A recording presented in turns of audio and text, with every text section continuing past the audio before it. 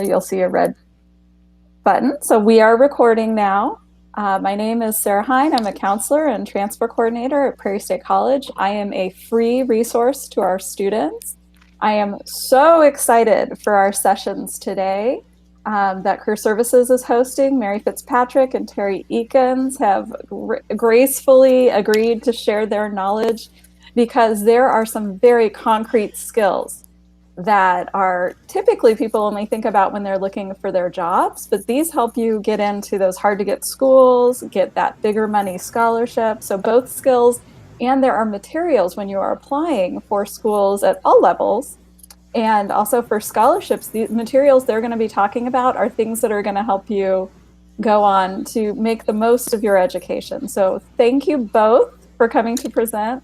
You're welcome. Turn it over. Yeah, turn it over to Mary. I'm going to mute myself, but anyone unmute or put in the chat if you have questions along the way. We're so happy to have you guys. Thanks, Sarah.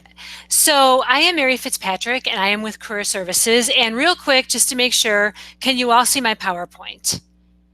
So verbally tell me, because the only thing I can see is my PowerPoint. Oh, yes, we can see it. Excellent. Okay, good. So we're going to talk about tips for your college application and more. So kind of how to supplement your Common App. So let's get started with our agenda. So today we're going to talk about how to create a college admission resume, tips for the admission interview, and then professional communication etiquette. My guess is you all know about professional etiquette, but it's always good to just do a real quick visit to that, just to make sure that we're all on the same page with that. And then what is an elevator speech and why you need an elevator speech. And we should all have an elevator speech no matter where we are in our career and where we are in our college life, because you never know who you're going to run into, right? Now, as we go along, please feel free to ask any questions. Again, I cannot see the chat or see anybody else. I just see my PowerPoint. So Sarah, as you moderate, if you see a question come through, just shout it out. I'm happy to answer it. I don't get easily distracted, so don't worry about stopping me in the middle of this at all. So please, everyone. Thanks. Sorry. Yes, I got your back. Yeah. Good. Thank you. So again, please jump in with any questions as we go along, because you might not remember the question at the end. So please jump in anytime you have a question. Okay. Professionalism. So as we go through this, I want you to think about, how do you want to be perceived by those with whom you come in contact? So just think about that as we go through, and we're going to revisit this a little bit later on in our presentation, but just be sort of thinking about that with everything that we talk about this afternoon. Think about how you want to be perceived by all those people you come in contact with, whether it be in college or at the grocery store or on the street or whatever. Okay, and then we'll come back to that.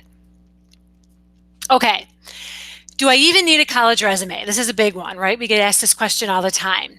So when you're applying to your transfer school and you're looking at the Common App and you've kind of identified those colleges that you want to go to, it depends on the college. So some are going to tell you, yes, we absolutely want a resume. So you better put one together for sure. Some are going to say, absolutely not. We do not want a resume. We don't need a resume. So for that, and again, Sarah, you jump in here if you think that I'm not giving the best information here, because Sarah's the expert. She's the subject matter expert in this. So, okay, so if they say, yes, we want a resume, you absolutely have to do a resume. If they say, no, we do not want a resume, don't do a resume, because then you're kind of not following directions, right? And then there's a whole bunch of things that people can think about you as a professional or as a person if you're not following directions. What about the additional document upload? At that point, you could put a resume up there. So if they haven't given you clear indication as to whether or not they want a resume, then I say go ahead, put a resume up there, and we'll talk about what that can look like. So again, if it's optional, think about your entire Common App application. There are places in the Common App where you can put your activities and things like that. But what if you don't have enough room? I think if I was looking at it correctly, some spaces had like 10 entries that you could put stuff, others had 5. So it just kind of depends on how many things that you want to include. So if you feel like you didn't get a good chance to include everything, like maybe some really relevant work experience or awards you've been given, awards you've gotten that you think are important but maybe weren't at the top of your list when you were filling out your Common App, those could be included on your college resume. So we'll go into more detail about that as we go along here. And as you're kind of wrapping that up, I am going to jump in that exactly what Mary said, follow the directions, but in the Common App, which many highly selective schools use, plus schools that have no loan policies, you almost always have the option to upload it. They don't usually require it, but I always say put in anything where you can be promoting the work that you've been doing. In addition to the applications, this resume is ideal for if you're applying for internships, when you're asking for letters of recommendation, even if it's someone that knows you really well, they almost always learn something new about you that they can write a much better letter for you if you've given them your list of accomplishments. So Exactly. thank you. Yeah, exactly. Good point, Sarah. And two, think of it this way too. I mean, Terry and I in Career Services, we are huge proponents of people having a resume all the time. You're never too young to start one and have one. So think of this too. Your college resume is really going to be a great starting point and a great jumping off point for your professional resume. So if you've already got a college resume started, you're going to be able to edit it really quick to turn it into a professional resume. And again, that's for applying to internships or jobs or whatever. So let's talk a little bit about why it's different from a job resume. And we are going to look at examples too. So you don't have to take down a ton of notes with this because we'll show you some examples. So your college resume should include your Prairie State College degree, anything you're doing at Prairie State in terms of activities or awards or dean's list, any extracurricular, again, clubs, athletics, or even if you're involved in some extracurricular stuff, maybe that's not tied to college. So if you're, if you're involved with like a 4-H club or something that you're doing a lot of work with, you want to include that on your college resume. So community or volunteer experience is something that you might think about. Your job experience could be included on it too. That's going to go down at the bottom if you do have job experience. And then you could also do tailored coursework that speaks to your major. This is optional. You don't have to do this because you're going to have a transcript that goes with your application. But if you wanted to highlight some things, especially if you are doing research with a faculty member or you've had, either research that's tied to a course or you've done a paper that might be published at a conference or something like that that's tied maybe with a course you're working on, you want to put that course in there for sure. What about high school? High school can be included. Sarah had mentioned that she often suggests you go about 5 years back. I like that. I especially like that if you haven't had an opportunity to get involved at Prairie State yet because you're busy, maybe you're working to support yourself going to school, so you don't have time for all this stuff. But you had more time in high school to be involved in different things. So then I would recommend that you include it. Let's go to this next one. So again, it should be second on your resume, so you're always going to put Prairie State with any of the headings that we talk about. So if you look here, these might be some headings: awards, dean lists, extracurricular activities, clubs, organizations, anything like that. Your Prairie State stuff is always going to come first. And we'll show you an example of that. So just hang tight. But your Prairie State is always going to be first because that's the higher degree that you're going for. It's higher than high school, and it's your most current educational experience. So college first, and then underneath college would be your high school information. So we'll talk about that. I sat on an admissions committee at many years ago when I worked at the American Schools of Professional Psychology, which is now Argosy School. I was on the admissions committee for the American Schools of Professional Psychology, and I also sat briefly on the admissions committee at St. Xavier University. And I can tell you with transfer applications when I was at St. Xavier, we looked at what you were doing in college. People did include high school all the time, and that was great. We loved to see it, but our focus was usually college. And often we would see when somebody was transferring from a community college, if they didn't have a lot of college activity, they would often indicate that they were working, working two jobs or whatever, working to supplement or to pay for their college education.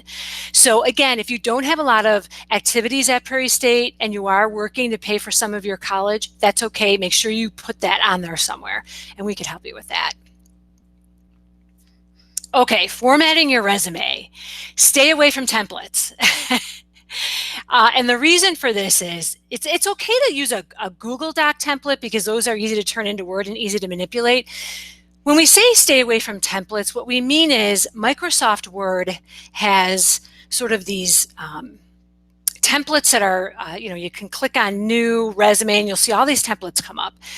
Those are not, first of all, those aren't at all geared toward a college resume, and they're also not really geared towards somebody who's a new professional.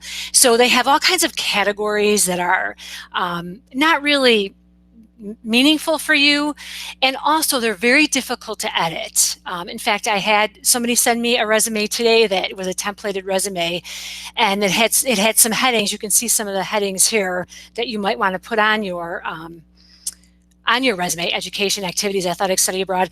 So this templated resume that this woman was using had some headings that it had nothing to do with her, and she couldn't figure out how to delete them. So she just put, not applicable or no experience there.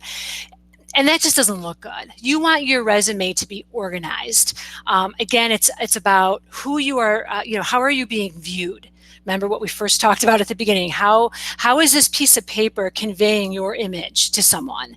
So that's why we recommend you literally open up a Microsoft Word document, start typing.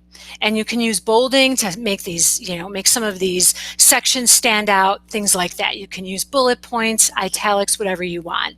And again, here in Career Services, we're here to help you with that. We can't write it for you, but we can certainly help you with some of the formatting issues that you might have. Okay, so open up MS Word, just start typing in it. Some sections you may have: your education, your activities, athletics, study abroad, awards. These are just examples. You might have a whole bunch more that you have, and that's okay. You might have student government might be a heading for you, or organization, whatever. You're welcome to have as many headings as you want. These are just some examples. Let's go a little further. Let's check out a resume sample. So I'm actually going to have to escape out of this really quick and pull up an example. This is going to be over the top, this example that I'm about to show you. So don't panic when you see it and feel like you don't have enough experience. This one's over the top, but it's trying to include everything. So real quick check, can everybody see this example student resume? Yes. Yes. Excellent. We can see it, but can you make it a little bit bigger? Let me see if I can make it. Yeah. Let me try. I mean, we can. It's readable. It's fine. Okay. This now, Sarah is going to email out some stuff after, probably tomorrow or the next day or whatever, some of the stuff that we're covering today. One of those things is going to be some resources that have links, and it's going to link to this resume. It's going to link to all of these things that I'm talking about. So if you don't feel like you're seeing it really good, don't panic. You're going to get a sample resume that's Prairie State oriented, but then you're also going to have links to these resumes so you can see them a little bit better. But if you look at this, this is somebody who's not transferring. This is somebody that's applying with a high school one. You'll see that they have lots of stuff listed here. Then they start showing some things that they couldn't include on their Common App because there wasn't enough room. So they have some online marketing things that they did, some work experience that they did. Now, again, this resume has every single thing on it. You're never going to have a resume like this. They were just trying to dump everything in it so you can see examples of things. So you'll see, volunteered and paid internship at this company. You'll see kind of some stuff that they did on this. Kickstarter for environmental education iBook app.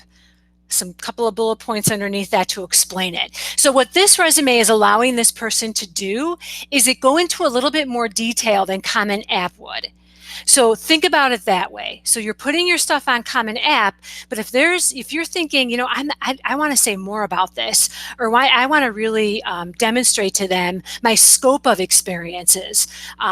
So, you know, that's when you're really going to want to use a resume. That's where your college resume will really come in handy. And that's exactly what this is doing. So again, intern at Guerrilla PR goes through a couple of more things that this person did. Leadership in community, explains some leadership activities in their community that this person did. Then they put a heading outside work and school, water sports and outdoor activities. So again, talking middle school to present, learn how to do some things related to, you know, meteorological charts and, you know, completed in West Coast Championship of skimboarding in Laguna Beach, California. So again, they're really showing how involved they've been with a scope of activities that is kind of a broad range. JV High School, soccer, club, football, things like that. So again, there's several different resumes on this website. You will see, and I linked to it, so you'll see it goes into a little bit more detail. I'm just going to really quick see if I could pull up another one while we're talking. I think there's some down here at the bottom. So let's look at this one. And again, kind of the same formatting. And you really have the opportunity to, you know, put your spin on it in terms of how you want to format it. One thing I will say is you always want to talk about your education first. And like I talked about in the beginning, you'll see the education here and it talks about high school. Obviously, Prairie State is going to go above this. If you're going to include your high school, that's great, but Prairie State's got to go above it. You want to show that. And then kind of goes into some co-curricular or extracurricular activities, goes into a little bit more detail than the Common App would maybe allow. You'll see some stuff here, some honors, proficiencies. So that gives you a little bit of an idea of how it's formatted. It's formatted very much like a, I'm going to pull my PowerPoint back up, very much like a professional resume would be, but it's going into a little bit more detail than the Common App will let you do. Any questions about that before I move on? Just want to make sure everyone, if I don't hear anything, I'm going to assume no. And we'll go on to our admissions interview. Okay. Good. And excellent. And again, folks, don't forget, we are here for you. We're here all summer.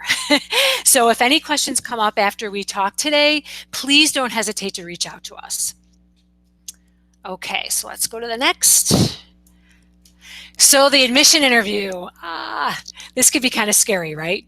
Don't let it be scary though. The more you prepare for the admission interview, the better you're going to feel. In fact, Terry and I have done some helping students prepare for admissions interviews. We actually had met with a student last year who was sitting for an interview for dental school. So he had completed, he went to Prairie State, then I believe he went to Governor State, if I'm not mistaken. Yeah. And then he was applying to dental school at UIC. So he came in to talk to us several times actually, and we did sort of a practice admission interview with him to get into dental school. And I am happy to report that he is now in dental school. So yay. Yeah, exactly. So it's very similar to a job interview, but it's going to be more academically focused. And it's really, you know, again, at the American Schools of Professional Psychology, we would do admission interviews.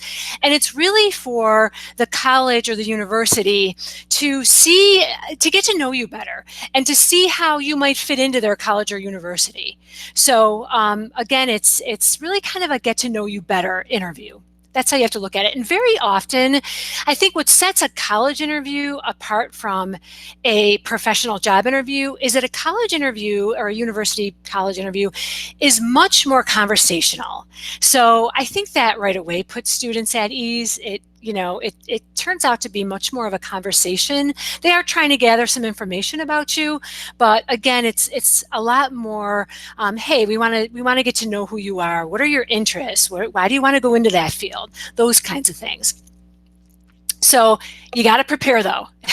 You got to prepare just like you're going to prepare for a professional interview, a job interview.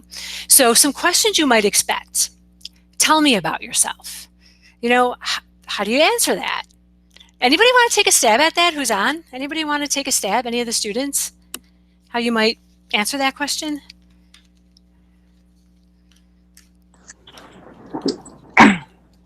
Talk about my hobbies and stuff, the things that I like to do.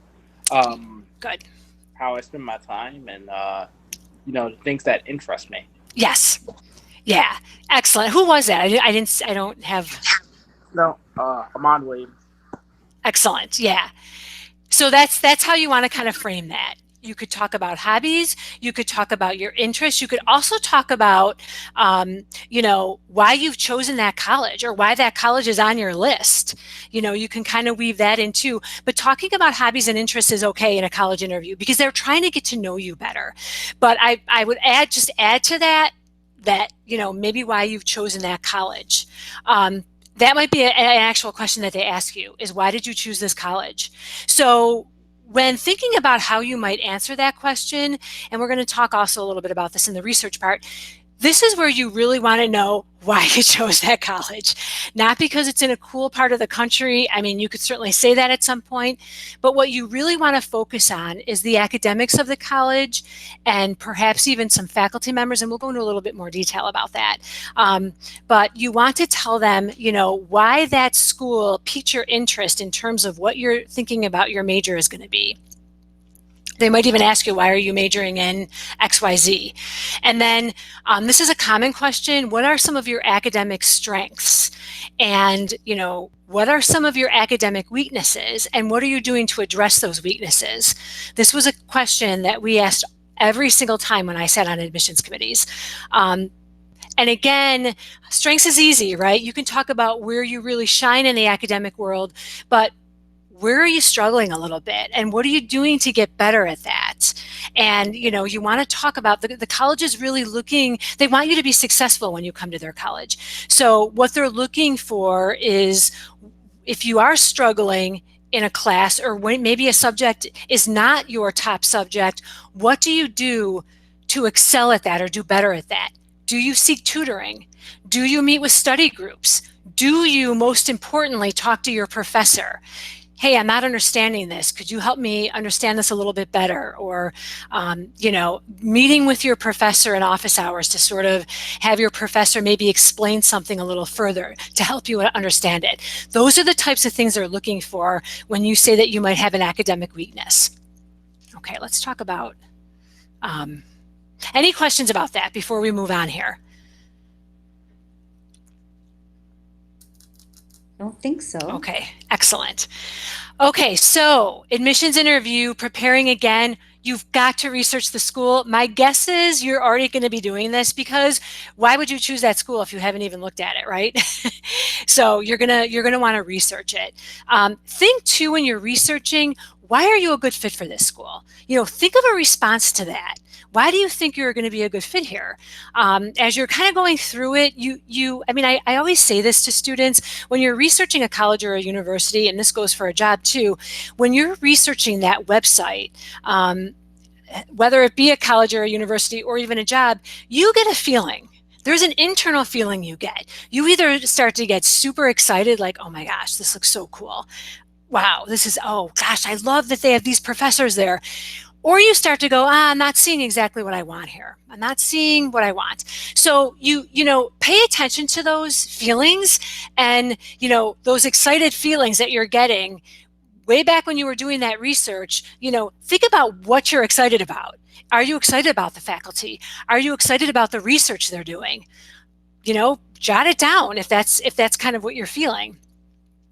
So yeah. Hi, I was just going to jump in real quick because I love fit is so important. They want to know that you know what they're like and what they're known for, and that you've done some self-evaluation to make sure that you're going to be happy there. If a lot of these schools, if they admit you, they know lots of other schools are going to be admitting you, and they want you to be happy there. In particular, when you were saying like faculty that teach their students that we've had that have been the most successful in getting into the hardest schools, almost always mention a club, a specific name by name, a club at that specific school that they're interested in joining, or a professor they want to do research or take classes with, mentioning them by name. So they've made it obvious in very gentle and simple ways. It's made it obvious that they've really gone in depth of figuring out what that school was about, that they weren't just sending in a random essay. To add to that, I'm just going to put a quick plug in. And like Mary said, I will be emailing, you guys are getting this PowerPoint, the links to resources, the sample resume, and I'm also going to be sending you information about upcoming events. In the fall, our library is going to have a dedicated session on researching schools, and the FIT is going to be part of that. Now, you guys do not need to wait until the fall. In my follow-up email with you, I'm going to give you the reference librarians' names who are working with me to put this session together for the fall semester. You could start asking them questions now by email of where should I be looking, what should I be looking for? And actually your emails would help them better design the session. It's a new session, like we're working together on it. But you could actually end up being part of prioritizing things they end up sharing with all students when they learn the things that you're interested in knowing about. So I will send that info out at the after the session's over. So thank you.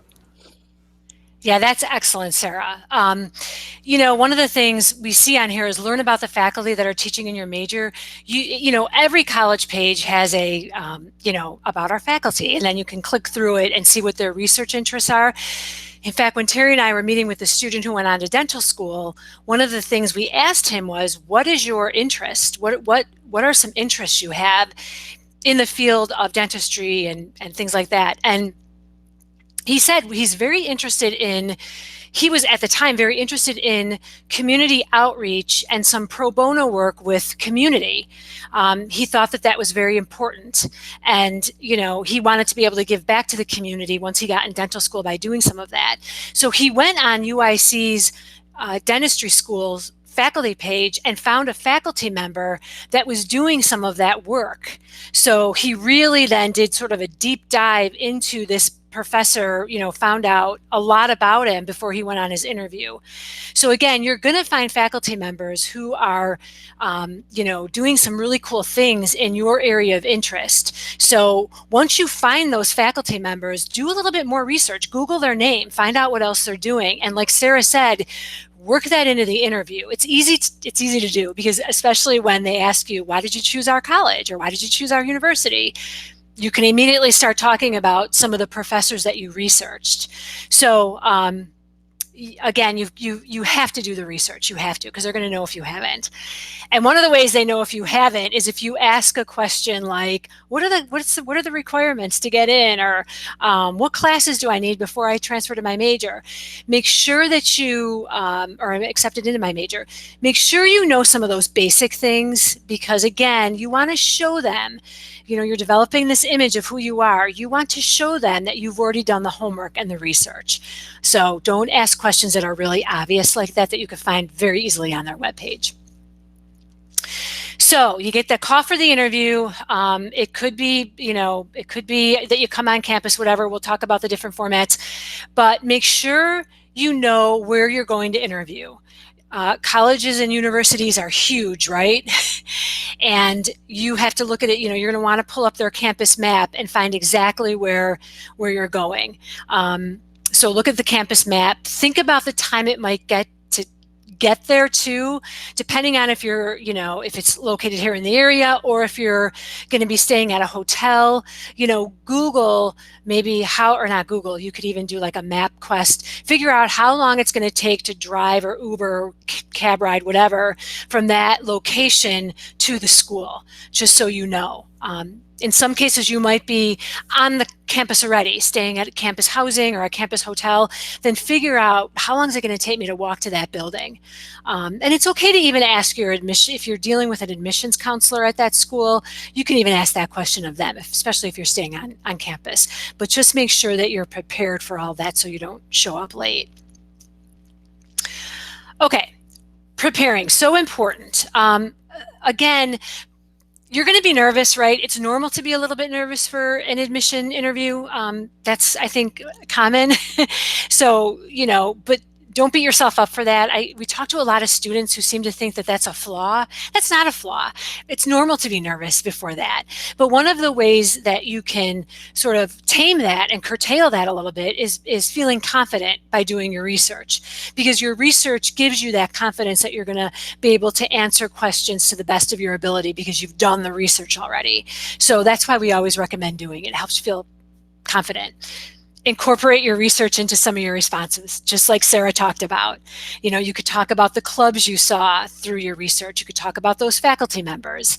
And then think about examples you can use for each question. So again, anytime you can share an anecdote or an example. So if you are asked, what is a weakness of, what is an academic weakness that you have? You're able to say something like, well, I struggle a little bit in math. I struggled a little bit in calculus, but what I found is that when I saw the calculus tutor and I saw them for, an hour a week for 4 weeks, I found that really sharpened my skills. So again, you're telling them how, what you did about it, but you're also giving them a concrete example. I saw the calculus tutor 1 hour a week for 4 weeks. So again, it brings it alive. It brings your response alive a little bit. And if you can think of scenarios and examples about that, so if you're involved in clubs and you started an initiative with that club, like I started the recycling around the college, or I started whatever, think of some concrete examples. And again, it brings it alive. It brings you alive as a person. But it also, it allows them to see who you are much better. They see that you're sort of you're a go-getter or whatever. They're seeing more of who you are as a person. So that's why you always want to share those examples and those anecdotes. Again, school's trying to learn how you're unique, how you're different, what sets you apart. They want to know your goals, learn a little bit about your character. And again, like Sarah talked about, the fit. Make sure you're a good fit for their college or their university. So any questions about that at all? We're going to continue to talk about preparing just a little bit more here. I think we're good. Good. Okay, thanks. So you always want to have questions for your interviewer too. So you want to prepare questions in advance. It shows your interest in those resources that I'm going to send you, or that Sarah's going to send you. There's going to be some sample questions. I put it here, the blog address there. That's also going to be in those resources, and it gives you sample questions to ask. Make sure you prepare 3 or 4. Again, you don't have to go crazy with them, but if you have 3 or 4, that's enough. Chances are they may have, during the admissions interview, they may have answered a couple of them for you, so that at least gives you a couple more to have. So, make sure, I always recommend, have more rather than less. Even if they answer a lot of them for you, that's great, but you have a couple of unique ones then to ask. And that site gives you a lot of great questions. It gives you a ton of great questions to ask. So two, when you're doing your research, you may come up with some questions. So, feel free to jot those down too. I mean, that's another good thing about doing research. Okay, so in the COVID world, and even I think before the COVID world, you're going to have different types of interviews, right? You're going to have the in-person interview, the phone interview, or the video interview. And again, you might see all 3 of these. You might see 2 of these. You might see 1 of these. Who knows? But you have to prepare for all of them, right? So for all of them, you want to dress appropriately. Maybe not so much for the phone interview, but definitely for the in-person interview and the video interview, at least from the waist up, you want to be dressed appropriately. Arrive to it on time, right? All interviews, that goes without saying. Maintain eye contact. So again, for the in-person interview and the video interview, you want to maintain eye contact. And we'll talk about that a little bit on the next slide. Phone interview, you want to make sure that, I always recommend standing up when you talk, or talk, with a smile on your face, or I don't know, I was in something, I can't for the life of me remember what it was. Terry, you might have been in it too, but somebody suggested for phone interviews that you put your eyebrows up like this, because it sounds like you're super enthusiastic then. Absolutely. Absolutely. That Yeah. always helps. And again, I don't remember where we've learned that, but sometimes it helps to, to raise your eyebrows, because the enthusiasm automatically happens. I have no idea why that happens, but. And I could say that's such an important aspect. I had a phone connection the other day just regarding career assessments, and the person sounded very low energy, and it was like, I just wanted to go, are you awake? And so you want to make sure that you do, especially on the phone, because it's really hard to tell. We can't see your facial expressions where you could see us right now. So phone, that helps. You're right, Mary. Yeah. So remember that. And two, try to smile when you're on the phone. I know just in the calling, we calling employers or whatever, I try to smile when I'm talking to them, so that kind of comes through a little bit. So just remember that. You want to be enthusiastic. You want that enthusiasm to come through in your voice, and smile when you can. So let's go a little bit more detail here. So the admission interview for the phone, you want to find a quiet space, free of barking dogs or others talking or whatever. Make sure you find a quiet space somewhere, just so that there's not a lot of external noise that could be distracting for both you and the person interviewing you. That could be a little bit distracting for both of you. Make sure your phone works and that you're not in a dead zone. So I don't know about all of you, but here where I live, for whatever reason, our office that is up on the second floor, I don't know why, but it drops our calls a lot. It drops our phone calls and it drops our internet, and that's our office. So that's a bit of a problem. But we have definitely identified a dead zone in our house. So just make sure that you are not in a dead zone when you're talking to someone. I always recommend you call a friend. Call a friend maybe a couple of hours before and just chit-chat with them for a few minutes in that spot that you're going to be sitting, just so you know it's not a dead zone. Have your notes in front of you. Have your questions, perhaps your resume, maybe even on the computer, if you have a laptop or an iPad, have the website up, have the college website up. More tips on the phone interview. This is part of your resources, but it's on our Career Services webpage, where we go into a little bit more detail about that. Okay, so video. I think a lot of you are going to be seeing video interviews. So this will probably be most important for you. Phone interview might come first, but I think it's most likely going to be a video interview for a lot of you. Test your equipment. So I used to work as a recruiter, and I had territory that was all over the United States. So I was interviewing people through video all the time. And there was nothing more frustrating than setting up a video interview and then having the person with whom I was interviewing, their equipment just didn't work. They didn't test it beforehand. So they were trying to get their mic to work, trying to get their camera to work, or they couldn't hear me, their speakers weren't working. So you want to do this all before your interview. Call a friend to pretend like the interviewer, and send them out a Google Hangout Meet or whatever, but try to make sure ahead of time that everything works, your camera, your microphone, and your speakers. So this is really important, because two, this might also identify a problem with the equipment you're using, and you may have to make another arrangement. You may have to call a friend and say, hey, can I use your laptop? Or can I use, call a family member? Can I use your computer? Or I would imagine too, Prairie State, I think, might be able to even, have you come into the library to use one of theirs if possible. But just make sure you do that. When you're in an interview and it's video, the camera is your eye contact. So you don't want to be looking at the people on the screen or the person on the screen because you're looking down. I know that you probably can't tell right now, but I'm looking down at where people usually are. And it looks like I'm looking down at them, which is fine. But when you're talking and making eye contact with the people interviewing you, look at your camera.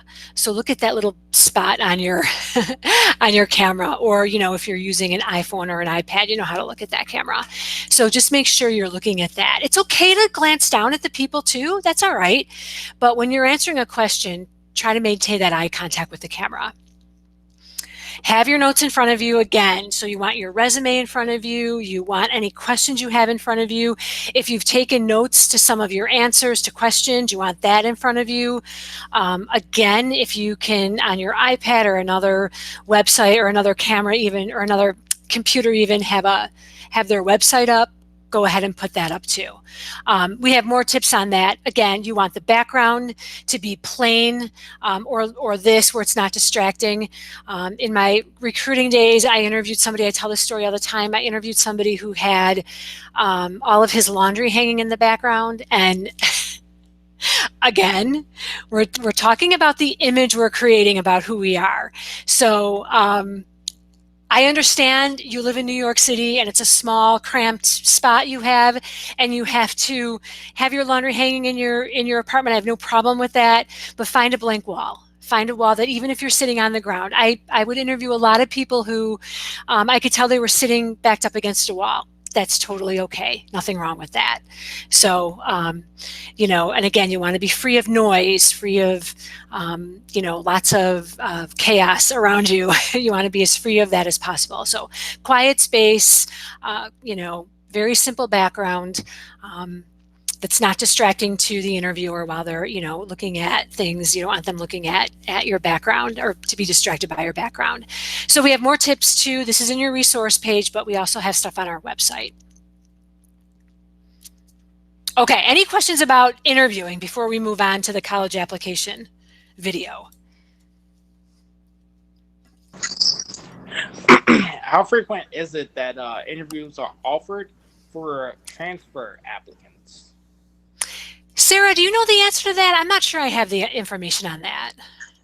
Yeah, for transfer applicants, it's a less common requirement, but you want to be ready for it if it is required. And if it's optional, always say yes, because if you decline optional things, you're declining an opportunity to get more time, get more face time with them. And so it's the most highly selective schools that typically do the interview, and even then it's often it's not always required.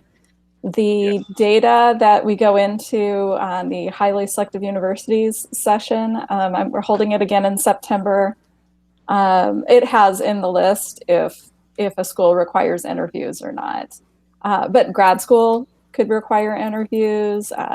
Getting an internship or research experiences often require interviews. Things that are things you want to do to get to that accomplishment later.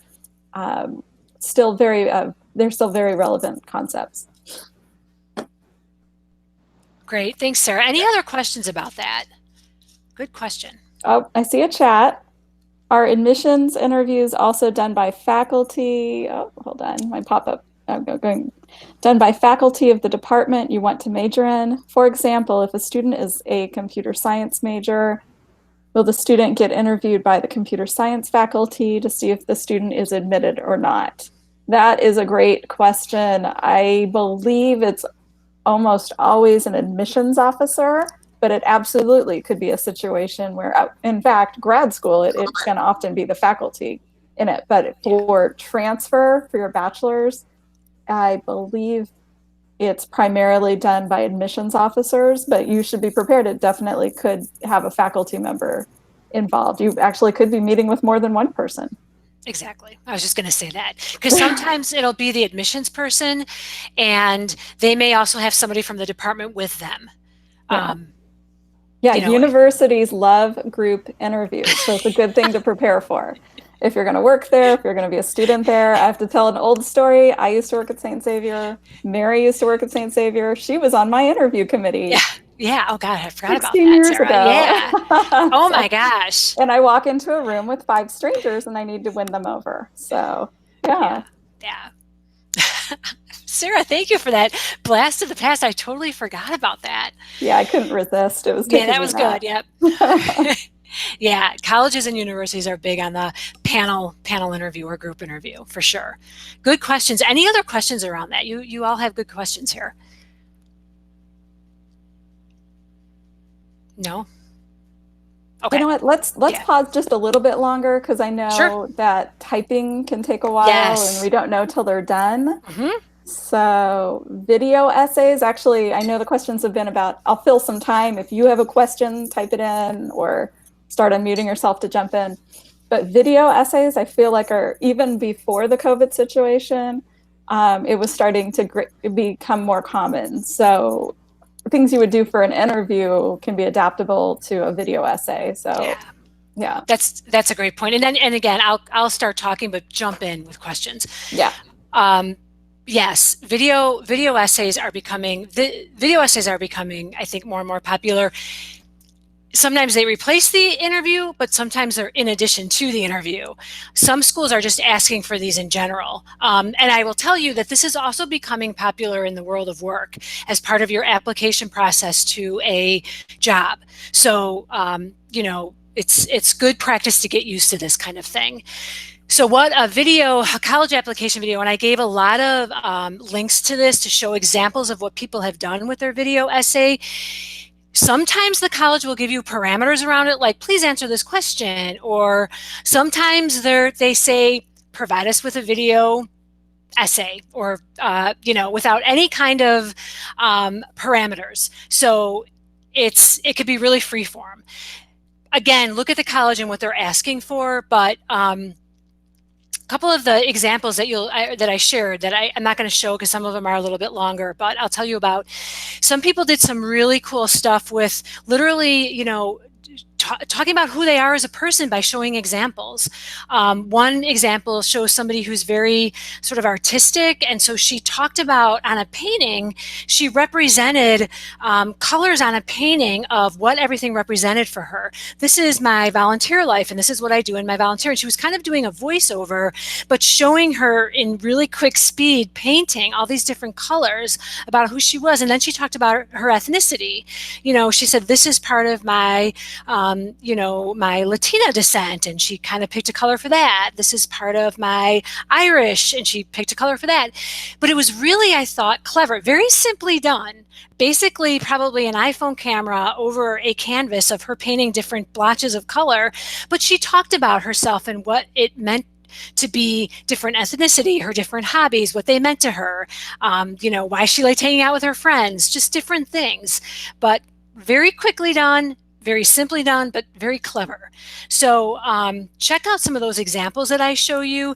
Most important point about this, though, is whether or not there is a parameter around it, like answer this question, or we want a video that is no more than 2 minutes long, or we want a video that it's 2 minutes to 5 minutes long.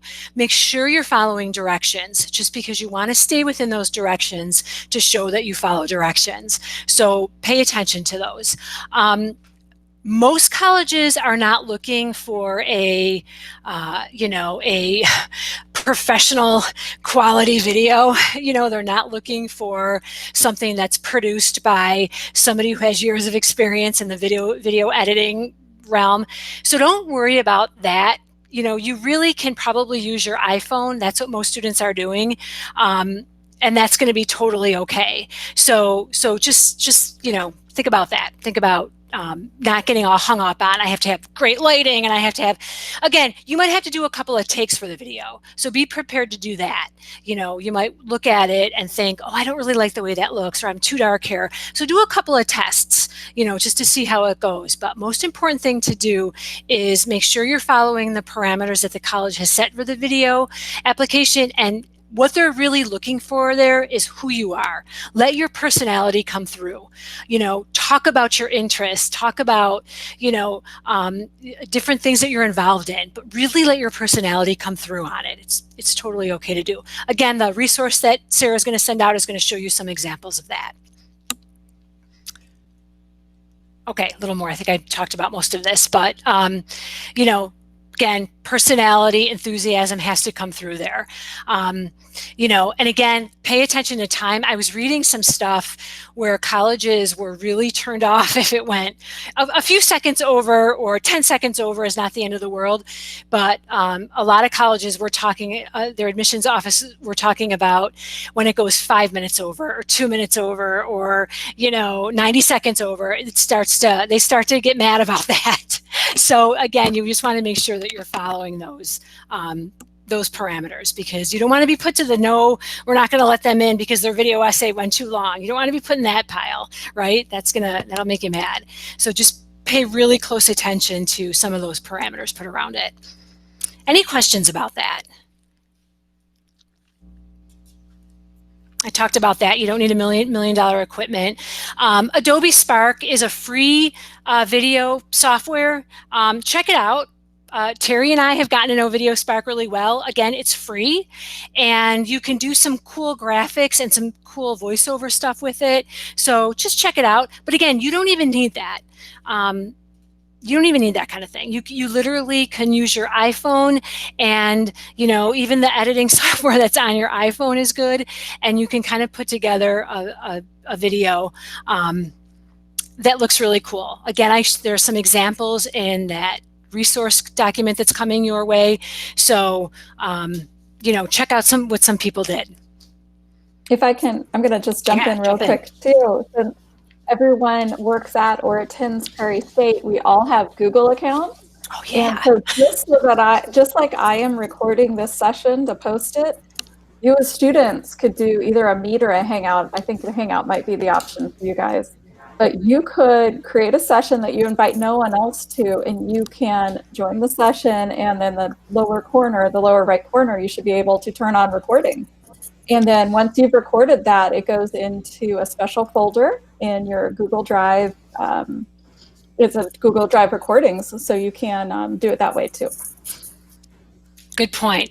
I just made a note about that, Sarah, because that's a great option. Good. Okay. So professional communication, again, I think everyone here today knows about professional communication. You know how to communicate professionally, but it always helps to have a little reminder. And again, you're talking about who you are, right? As a future college student at this university or college. So this is bad communication, right? Look at this. No subject. What's the status of my app? Get back to me quick. I need to know. What else do you notice about this email? Anyone want to jump in with this? What do you notice?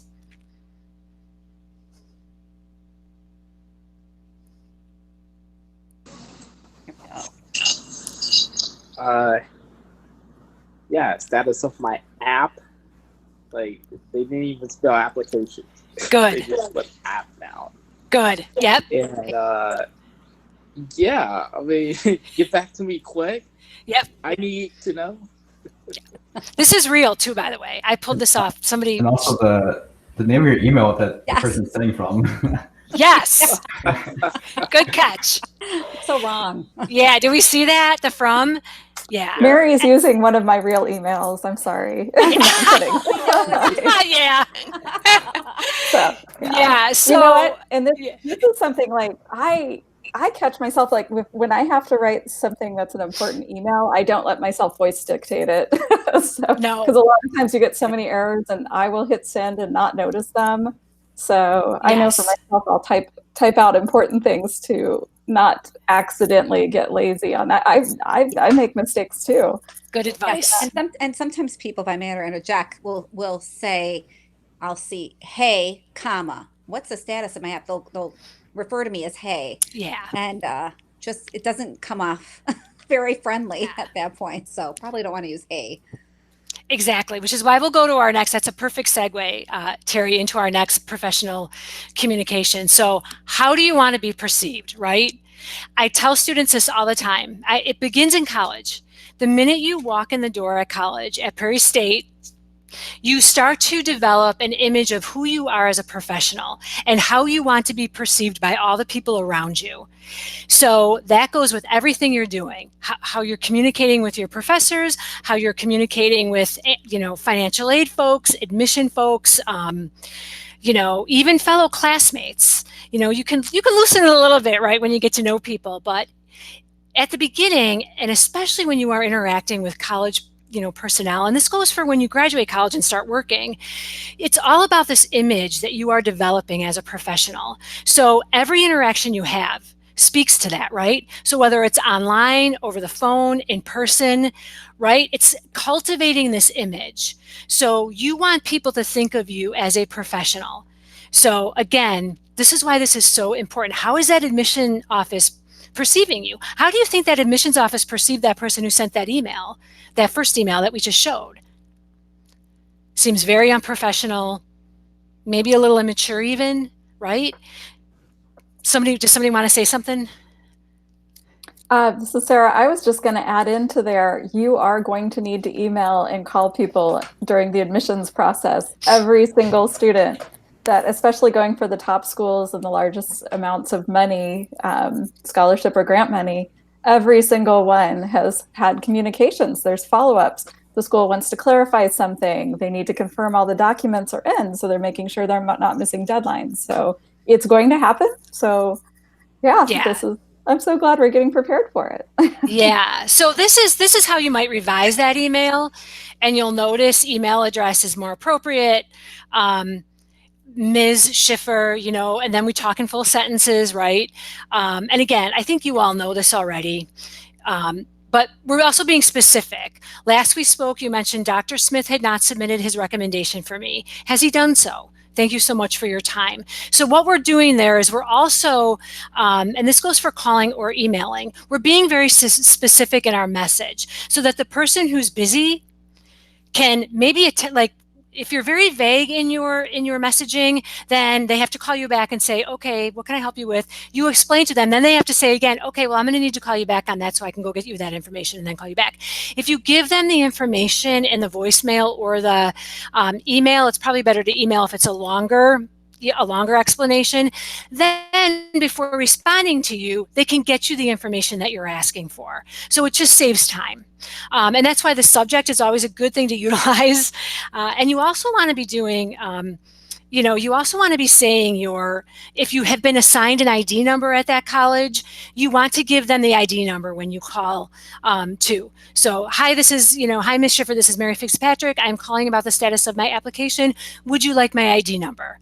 So that way they can, if you connect with a person, they can quickly pull you up.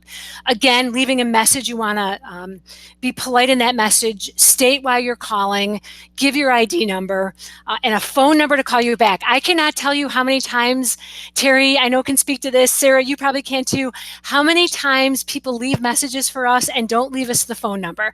I know we're used to our iPhones where it comes up, right, where we see the caller ID. Not always at college phone systems. Right. And if I can interject, there are times where people will leave me a message. They're saying things so quickly, so softly. I didn't get their name. I didn't get parts of their number. So make sure you slow it down, speak up and enunciate so we can understand. And then we could jot down the number.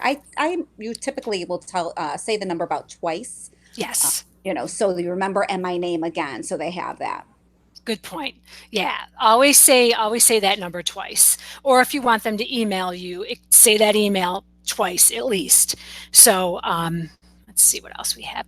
Terry, I'm actually going to jump off because I have to go to another meeting. And Yes. Terry's going to share her PowerPoint now. Yep. And I will not. Let me get out so I can stop sharing my screen and everything. Okay. So thank you so much, Mary. Well, you're welcome. While you guys are switching over, I thought I would just add into calling versus emailing. Both are perfectly fine. Bye, guys. Bye. Take care. Both calling or emailing, both are perfectly fine. If it's something that's just a quick answer, or if you don't know how to ask the question, calling can be there because then the person can kind of interact with you more and kind of figure out where to direct you. But if it is something that they need to be looking up, they're almost never going to be able to give you the answer over the phone. So email can be really great, especially if you know all the information to include. You usually get much better responses, more in depth, than you're not waiting to hear back. Also, if you do call, it is very common at universities that the first person you talk to is not the person who ultimately gives you the answer. UIC is an example. It's another school that I've worked for. It's very common, even working there indefinitely as a student, that you could get transferred to 2 or 3 people before you get to the person that knew the answer that you were looking for. So if you are on phone or email and you connect with a person that's giving you good and helpful information, definitely clarify their name, their title, their email and phone number, so you can be following up with them directly and you don't have to go through the general information in the future. And I see Terry's up now. Yeah. Do you see right. my I screen? do. We see it. Okay, wonderful. I just wanted to make sure. Sometimes we have some background noise here too, so I had to move locations. Hi, everyone. I'm Terry Akins, and I am a career development advisor at Prairie State. And just like Sarah, our services are for free. And as Mary mentioned, we are very familiar, both Mary and I, in assisting the students, all of you, to go ahead and with this interview process, practicing it out. So anytime you need to have questions or you want to schedule an appointment, we'd be happy to meet with you. But our next section that we're going to talk to, and it's the final one, it's about the elevator pitch. So an elevator pitch is just something that's really a short 30-second to a minute, which you tell someone who you are and maybe the value that you can add to the community. Why it became named as the elevator pitch? Well, it was something that was done when you're getting onto an elevator, and then someone goes, "Hi, how are you? And what are you doing today?" And then you might, put out a pitch out there. It's a great way to always just connect with individuals, and a lot of times they'll be used for jobs, but it can also, you want to have this for the interview process for admission. So definitely want to practice this. It's great in everyday life. You'll use it, and it's something that's a very value. So pretty much it gets you from, I'm just reading my notes real here, name from the concept of telling somebody about yourself while riding on the elevator, but also a brief amount of time to impress somebody. So it's just a short amount of time that you want to do that. So in a college admissions context, you definitely want to define who you are and how you can add value to their institution. And Mary mentioned that by everything that you wrote down, what you have, all those skills. Remember the resume, you can take those and just briefly compress those into a quick pitch. All right. The big thing is really trying to impress. You've heard of the term dress impress. The same idea for this is actually speak to impress. And it really helps boost your chance of acceptance. So it's great to be well spoken and ready with an elevator pitch. Don't want it to sound too scripted, but practicing makes it perfect. So here are a few tips. I'm going to start off with a few things that you can do. Okay, so I want to recognize the unique traits that set you apart from the crowd. So anything. So I tell my students when preparing for an elevator pitch, make sure that you sit down and write down things. It's very good to write down all your maybe the attributes you have, what you can add to a classroom or to the college, why you would be a good fit. So for example, from a very young age, I would take apart things to see how they would work. And my interest grew as I got older, and I developed and ran our future engineers club at my high school. So that's a brief, quick thing that you can talk about, that unique talent of interest and your area of expertise. This individual wants to go into engineering, be admitted into the engineer school of engineers, and went ahead and kind of stated that, guess what, from a very young age, I've always had this desire. So kind of with that. The next one would be specific when talking about your accomplishments. That's really a big thing. You want to discuss not only your educational goals, but also your long-term goals. And again, specific around admissions, right? So the more specific you are, the more you're able to impress the admissions committee. And you will want to bring up facts. That's really an important thing. And so, for example, I plan to graduate with a degree in mechanical engineering from your college and then go on to obtain my master's degree. My goal is to obtain further knowledge in order to develop better processes in the engineering world. So you could see that they begin talking about this is what I plan on doing, like to come to the school, get that bachelor's degree, continue on with my master's. But my overall reason is to really develop better processes in the engineering world. So you could see they have a global thing as well. So I think that's a great way. Again, writing down this would be a really good idea. So writing down your pitch is key. And it will also help you tweak things. I always write my things down when I'm trying to practice for something. 3 sentences is fine. Even a short paragraph is fine. You don't want it too long when you're discussing things because, again, you only have anywhere from 30 seconds to 1 minute. So you want to make sure that you have something written down. If you're writing an essay for your college app or scholarship, there's ways to reflect that without actually saying it and without being long-winded for things. So, for example, instead of telling them how you won an award, because we said, how do you bring that up in an elevator pitch? Well, I guess what? I won an award for it. It seems boastful, right? But if you're in an elevator pitch, you might be talking and saying, I was given the Innovative Student Award for my right? And you just fill in the blank that way. You can briefly explain, students in my math class were having difficulties with some of the concepts, so I developed an interactive online tutorial that helped many students. Again, I developed an online tutorial and pretty much will say that that's why you were given an award for that. Kind of softens that rather than just kind of listing all your awards as you're speaking. Last but not least, practicing. Mary said that a few times. It's so important to practice things.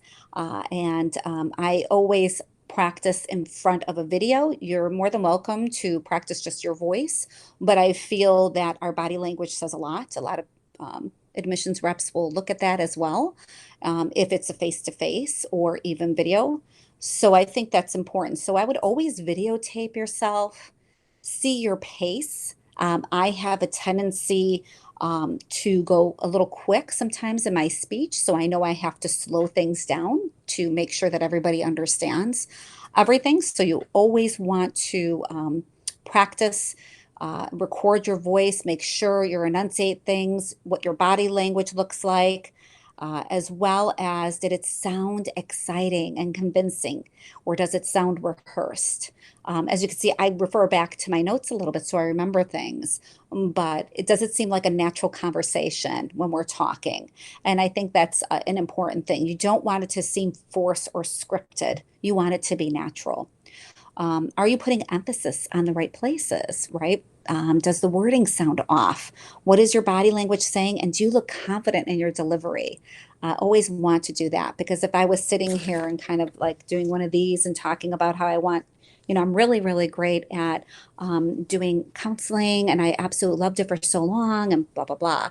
You wouldn't trust the fact that I have that confidence or I'd be great at that. But if I look at you and being able to talk to you, smiling and conveying it confidently, it's a big difference. It's something that people are drawn to and typically will get you looked at. So that's a good.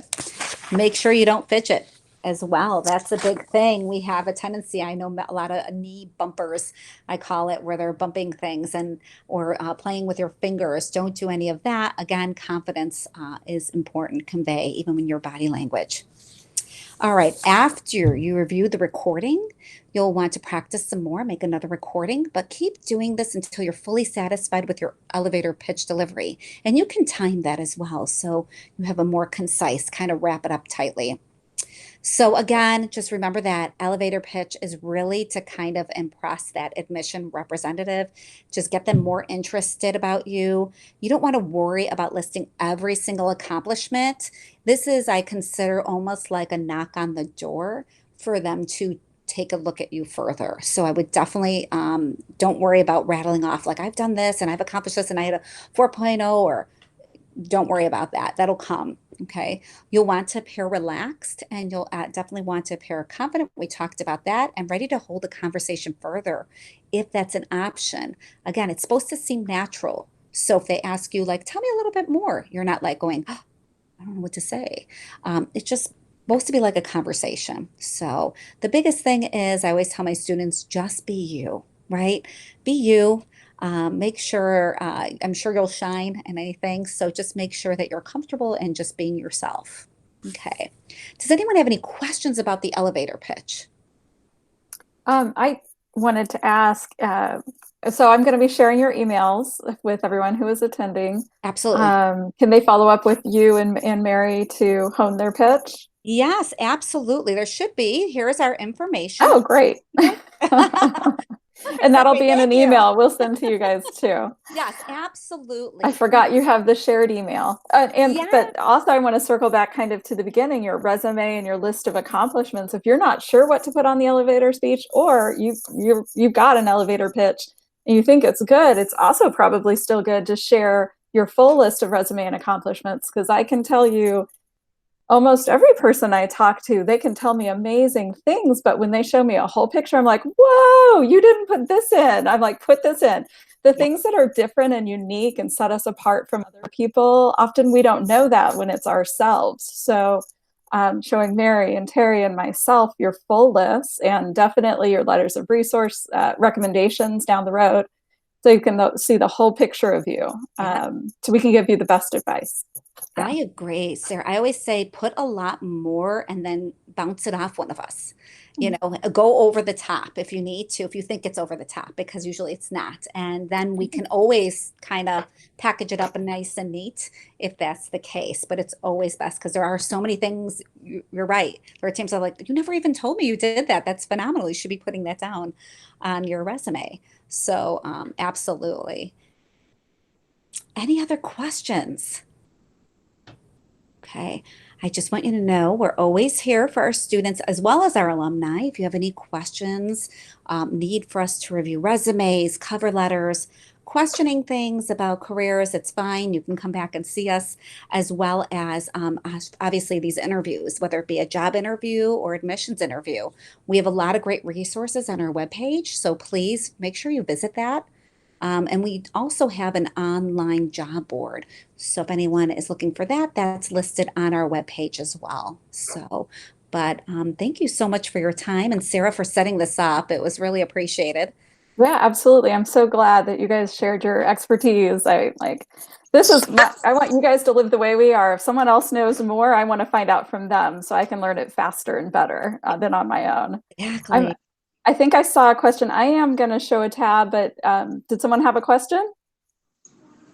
Yeah, a question. I mean, well, a question that I think about a lot myself, you know, when thinking about applications and potentially transferring is, how do I add value, or what do I bring? What would I bring to the vibrant community that I'm looking towards entering?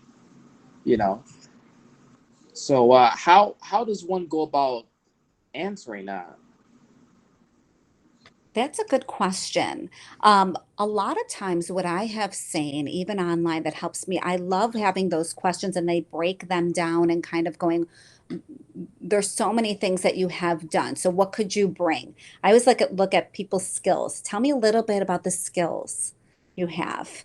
And a lot of times, people don't recognize that even basic things that they think are basic are really something very important that could add value to how they are. So for example, we had our one individual that was going for the dental admission and going, well, okay, so what could I bring to the table? And what he was able to bring to the table was just an overview of his life experience. He grew up, he goes, I grew up in a single parent home. My mom raised us, and I had to put myself through schooling. And that type of thing, I feel like that's a big accomplishment because I paid for my own schooling and was able to do that. So I see the value of hard work. I see the value of all these other things, being able to maintain a household. He's helping his mom because he was the oldest, as well as being able to be financially independent. Maybe that's not a accomplishment like an award, but to me that speaks volumes. If I was an admissions person, I would go, this person's very serious. They're very very good at managing their time. So that says a lot. It says a lot of volumes of things. If you have a question in regards to how do I develop it further, we could definitely work one-on-one and we can pull that out as well. Yeah, and to add to that, a place you might want to start from is if you know, whatever you do know. So if you know what major or career that you want to go towards, take some time with yourself to go, why do I want to? What happened in my life or what interested me that made me want to do that? Makes me think of a Prairie State alumni who her stated goal during her time at Prairie State was to become a plastic surgeon. But her reason for that was because she had medical issues and had surgeries from infancy till junior high. I think it was, she had multiple surgeries, and it was something that it wasn't about being prettier. It was about being able to function in life for her, which made it such a powerful story. So it's kind of your life story, our own little biographies. Yeah. Yeah. Good question. Oh, sorry. Was there a question? Oh, no, I said good question. Oh, but there's not. I don't see. Does anyone else have questions? Okay. Nope. Sarah, I think you can move on. Okay. So I did want to, while I've still got everyone, you guys should be seeing the events for transfer students. So if you're on Prairie State's website, I'll send you this link too and the information. But we have another session next week, same time next week, 2:00 on Wednesday. We have 2 students that are just graduating and transferring with full rides to schools that are ranked 6th and 10th in the nation. They went through a lot. They did very specific things. They used a lot of resources and got a lot of help. They are amazing, just as you guys are too. But then we all go further when we go together. So they are going to be sharing details about themselves, how they went about the process. And then we'll be talking at the end about resources you can be plugging into as a student. In addition, like this session is exactly the sort of thing. The students that come to the most of these sessions and do the follow-up in between are the ones that are the most successful. So I just wanted to put a quick plug in there. Definitely, we've got a few more minutes right now. If you have more questions for Terry, definitely ask her about that. But I'm putting the plug in right now that if you wanted to talk to a student, a Prairie State student, who has actually got to the end point and this worked, it was real, and you want to ask them stuff, jot those questions down and ask them next week. So. No, that's a great thing. And I know at least one had to do video essays. I do not know if interviews were involved. They had to document all their accomplishments. That is part of it.